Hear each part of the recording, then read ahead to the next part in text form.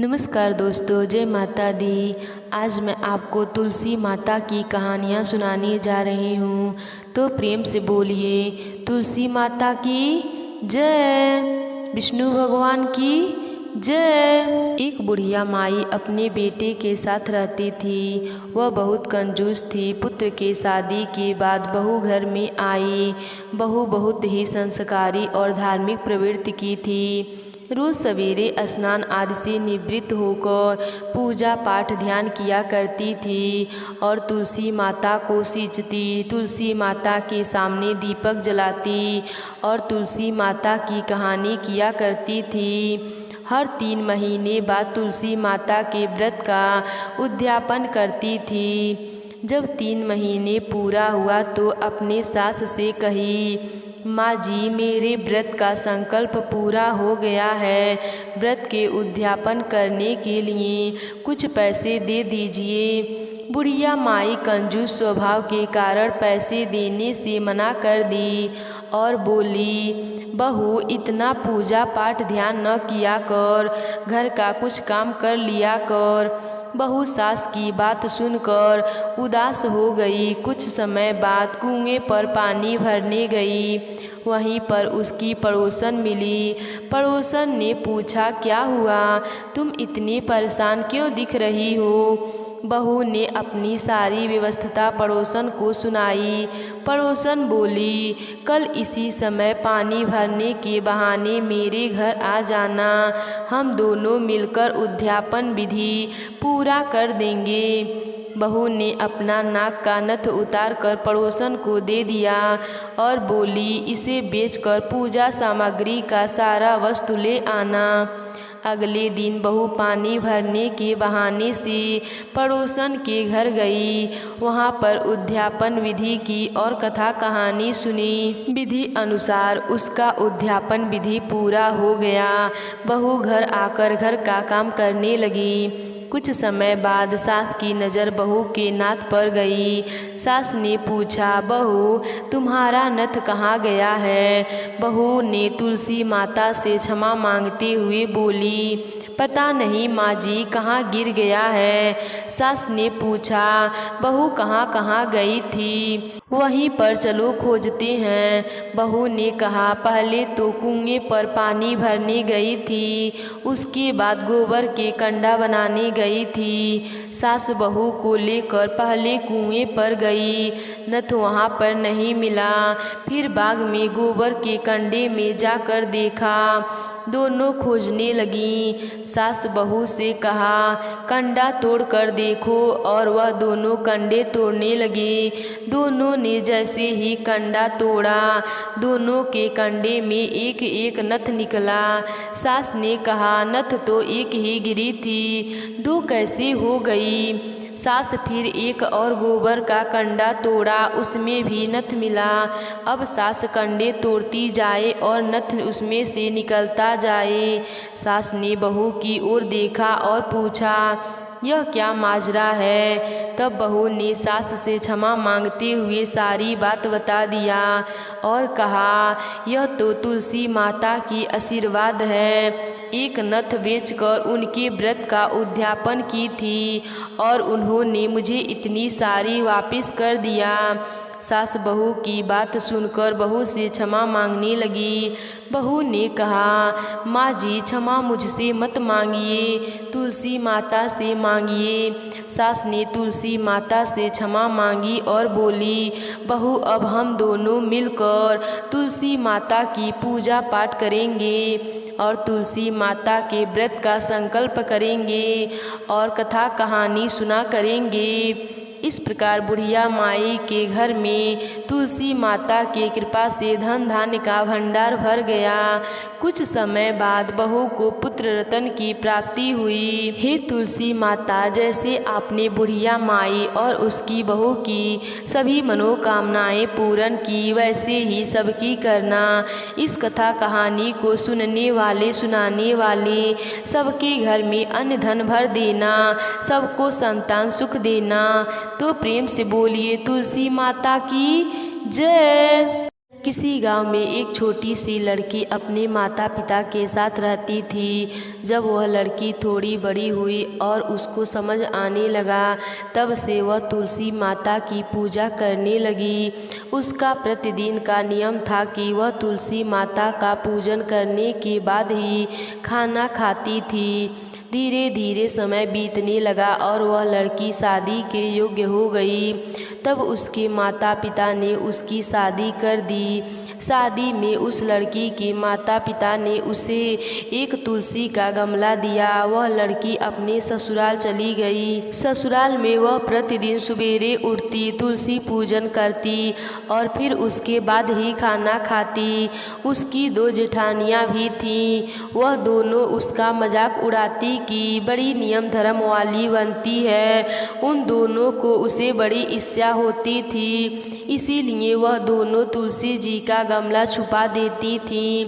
वह लड़की बड़ी मुश्किल से गमला ढूंढ कर लाती, फिर तुलसी माता का पूजा करती और उसके बाद ही खाना खाती। जब जेठानियों ने देखा कि वह लड़की गमला ढूंढ कर ले आती है, तो एक दिन उसकी जेठानियों ने उस गमले को बहुत दूर फेंक दिया। लड़की ने गमले को बहुत दूर तक ढूंढा, लेकिन उसे गमला नहीं मिला। वह गमला ढूंढते ढूंढते बहुत परेशान हो गई और वह बहुत दुखी भी हो गई। उस दिन उस लड़की ने खाना भी नहीं खाया, क्योंकि उसका नियम था कि वह तुलसी पूजन करने के बाद ही खाना खाती थी। उस लड़की की सच्ची भक्ति देखकर तुलसी माता उसे बहुत प्रसन्न हो गई और उसके कमरे में तुलसी माता का गमला प्रकट हो गया। अगले दिन सुबह जब वह लड़की उठी तो देखती है कि उसके खाट के चारों ओर तुलसी माता का गमला आ गया। यह देखकर वह लड़की बहुत प्रसन्न हो जाती है और वह सोचती है कि अब मेरी तुलसी माता को कोई नहीं चुरा सकता और पूजन करने के लिए कहीं बाहर भी नहीं जाना पड़ेगा और कोई मेरी तुलसी माता को फेंक भी नहीं सकेगा। अब वह जल्दी से उठकर स्नान करती है और तुलसी माता का पूजन करती है। जब वह खाना खाने बैठती है तो उसकी जेठानियाँ उसको देखती हैं और उसका मजाक उड़ाने लगती हैं और कहती हैं, देखो देवरानी का धर्म नियम पूरा हो गया। फिर जेठानियाँ अपनी देवरानी से पूछती हैं कि क्यों तुलसी जी की पूजा कर ली क्या? देवरानी कहती है, हाँ कर ली। तब जेठानी कहती है, कहाँ से कर ली पूजा? गमला तो फेंक दिया था। देवरानी कहती है, दीदी देख लो मेरे कमरे के खाट पर तुलसी जी लग रही हैं।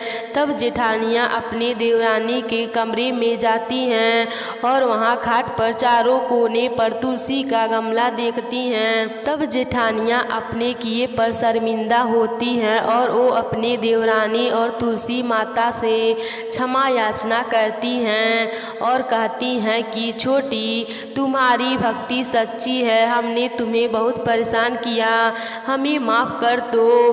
तो देवरानी कहती है, दीदी कोई बात नहीं, तुलसी माता आपको ज़रूर माफ़ कर देंगी। फिर जेठानी और देवरानी सभी मिलकर तुलसी पूजन करने लगीं। तो प्रेम से बोलिए तुलसी माता की जय। एक समय पहले की बात है। एक गांव में एक लड़की अपने भाई और भाभी के साथ रहती थी। उस लड़की का विवाह नहीं हो पा रहा था। वह लड़की तुलसी माता की बहुत सेवा करती, नियम पूर्वक तुलसी जी की पूजा करती और वहीं बैठकर तुलसी जी की कथा कहानी सुना करती थी। लेकिन उस लड़की की भाभी को यह सब पसंद नहीं था। वह हमेशा अपनी ननद को ताना दिया करती थी कि जब देखो तब तुलसी जी के पास बैठकर कथा कहानी कहती रहती है और कोई काम धंधा है नहीं। जब तुम्हारा विवाह होगा तो बारातियों को तुलसी खाने को दे दूंगी और दहेज में भी तुलसी ही दूंगी। कुछ समय बाद ननद का रिश्ता पक्का हो जाता है और विवाह का समय भी आ जाता है। लेकिन जैसा भाभी ने कहा था वैसा ही किया। तुलसी का गमला बारातियों के आगे फोड़कर खाने के लिए दे दिया। ननद तुलसी माता की परम भक्त थी। उसकी प्रार्थना करने पर फूटा हुआ गमला स्वादिष्ट भोजन में परिवर्तित हो गया और भाभी ने अपनी ननद को तुलसी की माला गले में पहना दिया और हाथों में पहना दिया। तुलसी माता की कृपा से वह हीरे मोती में बदल गए। वस्त्रों के जगह भाभी ने जनेऊ रख दिया जो सुंदर रेशमी वस्त्रों में बदल गया। इसके बाद ननद को विदा कर दिया। ननद विदा होकर अपने ससुराल पहुंच गई। ससुराल में सब ने ननद को इतने गहने पहने हुए देखे और इतना सामान लाते हुए देखे तो सब गांव वालों ने ननद की खूब प्रशंसा की। ननद की खूब प्रशंसा होती शादी के कुछ दिनों बाद भाभी अपने पति से कहती है कि अब जाओ अपने बहन को बुला लाओ। वह देखना चाहती थी कि हमने उसकी शादी गरीब घर में की है तो वह कैसे रहती है। भाई के पास अपने बहन को देने के लिए कुछ भी नहीं था। इस बात से वह बहुत मायूस था, लेकिन वह अपनी बहन को लेने के लिए चल पड़ा। जैसे ही वह बहन के घर पहुंचा तो वह सोचने लगा, मैं अंदर कैसे जाऊं? सब लोग देखेंगे, कहेंगे कि मैं पहली बार बहन के घर आया हूं और कुछ भी लेकर नहीं आया हूं। लेकिन तभी छत से बहन ने उसे देख लिया और बहन ने अपने भाई को अंदर बुलाया। अंदर आकर भाई ने अपनी बहन के सास से कहा कि मैं अपनी बहन को ले जाने के लिए आया हूँ। लेकिन उस लड़की की सास ने कहा, नहीं, मैं अपनी बहू को नहीं जाने दूंगी। जब से मेरी बहू आई है तब से हमारे घर में बहुत ही सुख शांति और खुशियाँ आ गई है और मैं अपनी बहू को कहीं जाने नहीं दूंगी। लेकिन भाई के बार बार आग्रह करने पर लड़की की सास ने 2 दिन के लिए अपनी बहू को उसके भाई के साथ भेज दिया। लड़की अपने भाई के साथ अपने मायके आ गई। भाभी उसे देखकर चौंक जाती है। वह लड़की बहुत सा गहने पहने हुए थी और बहुत सा सामान लेकर आई थी। भाभी यह सब देखकर पूछती है कि हमने तो तुम्हारा विवाह गरीब घर में किया था, फिर तुम इतने गहने और इतना सामान कहाँ से लाई हो? तब उस लड़की ने कहा, भाभी यह सब तो तुलसी माता की कृपा है। भाभी ननद से और ज़्यादा जलने लगी। 2 दिन के बाद ननद अपने ससुराल चली जाती है। इसके बाद भाभी अपने बेटी को भी तुलसी माता की पूजा करने और उनकी कथा कहानी सुनने के लिए कहती है और कहती है कि तुम भी तुलसी माता की पूजा करो। देखो, बुआ ने तुलसी माता की पूजा की थी तो उन्हें सब कुछ मिल गया। अगर तुम भी तुलसी माता की पूजा करोगी तो तुम्हें भी सब कुछ मिल जाएगा। लेकिन उसकी बेटी ने मना कर दिया। भाभी के बार बार कहने पर बेटी पूजा तो करती, पर उसका मन नहीं लगता। वह तुलसी माता की पूजा मन से नहीं किया करती थी, लेकिन भाभी जबरदस्ती उसे पूजा कराया करती थी। भाई की लड़की की भी शादी तय हो गई। उसके शादी का समय आ गया। तब भाभी ने वैसा ही व्यवहार किया जैसा उसने अपनी ननद के साथ किया था। लेकिन उस समय कुछ भी नहीं बदला, क्योंकि उसकी बेटी ने पूजा मन से नहीं किया था। लड़की अपने ससुराल चली जाती है। वहाँ भी उस लड़की की बहुत बुराई होती है। सब गांव वाले उस लड़की और उसकी माँ की बहुत बुराई करते हैं। कुछ दिनों बाद उसकी माँ अपने पति से कहती है, जाओ मेरी बेटी को ले आओ। उसका पति अपने बेटी को लेने जाता है और बेटी अपने मायके आ जाती है। लेकिन उसकी बेटी पर कोई गहने नहीं थे, कुछ भी नहीं था। वह बहुत ही गरीब हालत में थी। तो भाभी यह सब देखकर कहती है कि तुमने अपनी बहन का विवाह तो अच्छे घर में कर दिया। वह देखो कितनी अमीर है और अपनी बेटी का विवाह गरीब घर में करा दिया। तब भाई कहता है कि मेरी बहन ने तुलसी माता की पूजा मन से किया था तो उसे उसका फल मिला, और तुम्हारी बेटी ने तुलसी माता की पूजा मन से नहीं किया था तो उसे वैसा ही फल मिला। हम जैसा करते हैं हमें वैसा ही फल मिलता है, इसमें किसी की कोई गलती नहीं है। उसकी भाभी अपनी ही की गई करनी पर रोने लगी और तुलसी माता से क्षमा मांगने लगी। हे तुलसी माता, जिस प्रकार आपने उस ननद को दिया वैसे ही सबको देना। तो प्रेम से बोलिए तुलसी माता की जय। एक बार की बात है, एक गांव में सभी औरतें तुलसी सींचती और वहां से चली जाती थीं, परंतु एक बुढ़िया माई वहां आती, तुलसी को सींचती और कहती, तुलसी माता सबकी दाता, मैं बिरला सींचूं तू कर निस्तार मेरा।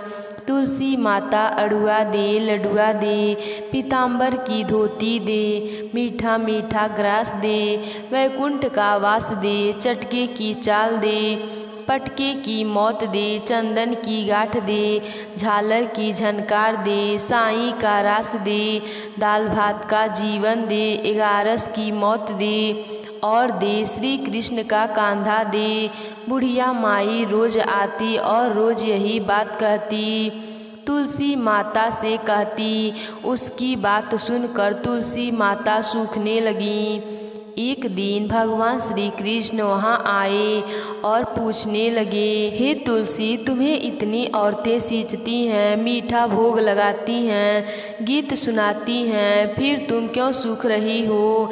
तुलसी माता ने कहा, भगवान, एक बुढ़िया माई रोज मेरे पास आती है और रोज मुझसे यह सब कहती है। मैं हर बात पूरी कर सकती हूँ, पर श्री कृष्ण का कांधा कहाँ से दूंगी?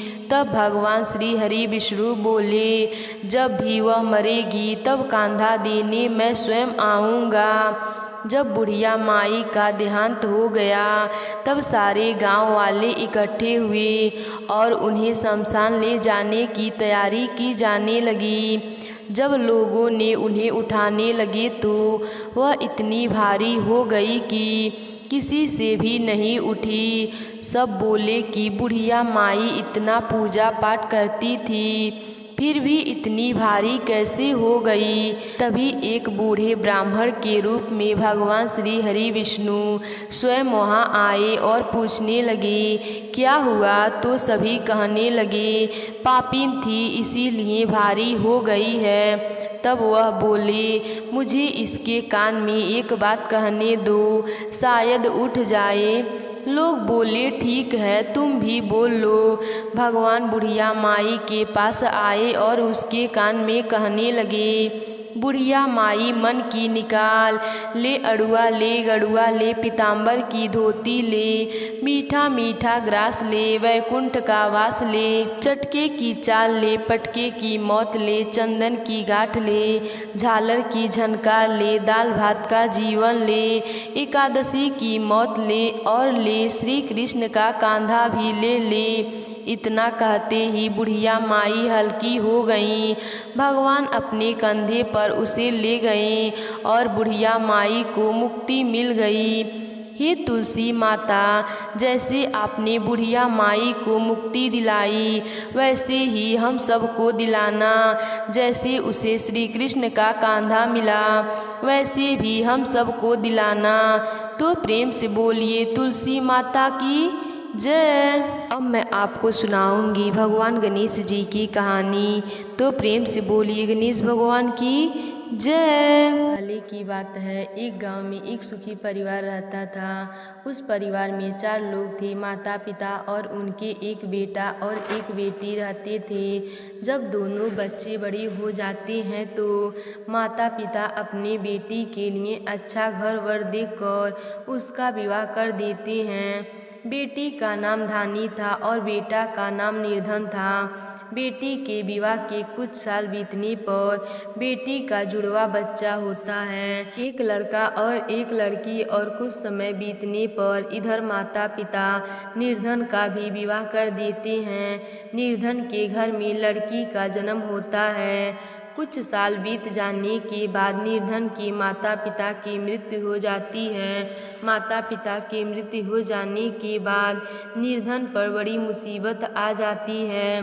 निर्धन, उसकी बच्ची और उसकी पत्नी का जीवन बहुत ही कष्ट से बीतता है। वह बहुत ही गरीबी में जीते हैं। उधर बहन धानी अपने बेटे का विवाह कर देती है। कुछ समय बीतने के बाद बहन को पता चलता है कि मेरा भाई बहुत दुख में है, लेकिन बहन को तो अपने अमीरी का घमंड हो गया था। वह अपने भाई और भाभी को कभी देखने नहीं आई थी। धानी की बेटी भी अब बड़ी हो गई थी। धानी ने अपनी बेटी का विवाह का दिन तय कर लिया था। दूर दूर के रिश्तेदारों को आमंत्रित भेजा, लेकिन अपने भाई निर्धन को नहीं भेजी। वह सोचती कि मेरा भाई बहुत गरीब है, अगर मेरे घर आएगा तो मेरी इज्जत मिट्टी में मिल जाएगी। इसी कारण अपने भाई निर्धन को निमंत्रित नहीं किया। जब धानी की बेटी की बारात आने वाली होती है, उसी समय निर्धन को पता चलता है कि उसकी भगनी का विवाह तय हो गया है और आज ही उसकी बारात आने वाली है। अब तो निर्धन मन ही मन सोचता है कि मेरी एक ही भगनी है, मैं तो उसकी शादी में ज़रूर जाऊंगा। निर्धन बहुत गरीब था, उसके पास कुछ भी देने की वस्तु भी नहीं था।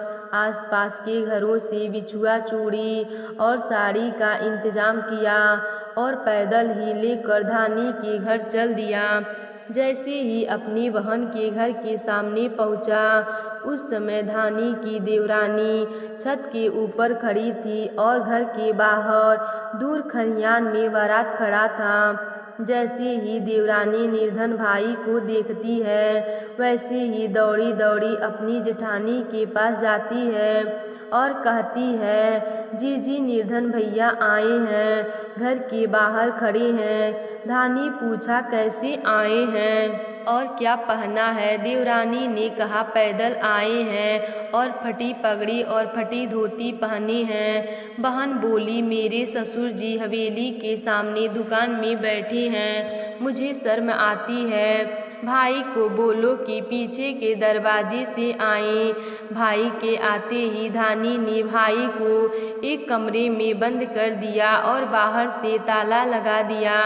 एक तरफ लड़की का विवाह हो रहा था, गाजे बाजे बज रहे थे, अतिथियों का भोजन कराया जा रहा था और दूसरी तरफ भाई को कोई पानी तक पूछने वाला नहीं था।